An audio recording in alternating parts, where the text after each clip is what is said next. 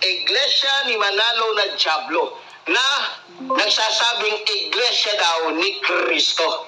Itong si Marcoleta ay talagang demonyo din na katulad po ni Kibuloy.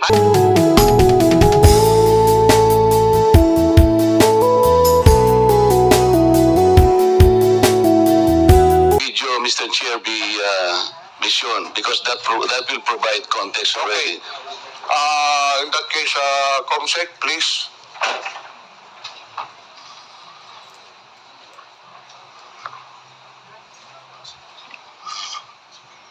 Ng iglesia ni Manalo. Iglesia ni Manalo na Diablo na nagsasabing iglesia daw ni Kristo. Itong si Marcoleta ay talagang demonyo din na katulad po ni Kibuloy. Paano ko nasabi? Mamaya po papaliwanag ko sa inyo kung gaano po kademonyo yung putang inang Marcoletang ito. Itong malaking matang itong diputang ito na masasabi mo talagang Diablo rin katulad ni Kibulok. Yung vlogger na yan, ang pangalan niya sa social media is Epifanio Labrador. Hindi ko po siya kilala. Narinig po ninyo kung murahin niya yung aking relihiyon na kinabibilangan. At pati po ako pinagmumura niya, tinawag po niya akong demonyo, lahat. Pero hindi po ako kumikibo. Ang sinasabi ko lang, kung tayo talaga ay i-address po natin ang mga ganitong klaseng paninira na mga narratives, ay siguro po pati itong mga ganitong klaseng tao ay may patawag din natin. Ako po, kahit na po ano pang sabihin nila, I will just stay as I am. As transparent and as accountable as I am.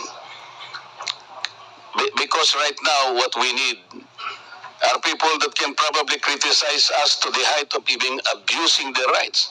Pero ako po, walang problema sa kanila. Ay darating din po ang panahon that these people will be rendered useless at wala nang maniniwala sa kanila until time will come na masasabi ng tao that they are stupid, useless people and they are simply liars. Tayo po ang ating role lang basta ayusin lang po natin ang ating pagsisilbi kahit ano pong sabihin nila sa atin. Tingnan po niyo yung pagmumura nila sa akin. Wala naman po akong hindi ko po nga kilala yan Kung murahin niya po ako parang kayo po, narinig po ninyo lahat kung anong pinagsasabi niya. But people, I think, will not believe him. Dahil hindi po ako yun, yung sinasabihan niya. Maraming salamat po, Mr. Chair. That is precisely the objective of this hearing, Representative Marcoleta. So, are you requesting that Mr. Epifanio be called to be invited for the next hearing? By all means, Mr. Chair, I will thank you for that. Comsec, please take note. The said person that has been mentioned earlier by Representative Marcoleta will be invited for the next hearing. Before we proceed, may I acknowledge the presence online of Representative Mix Villoferte, Representative Sandro Gonzales. And finally, can we now present the committee video presentation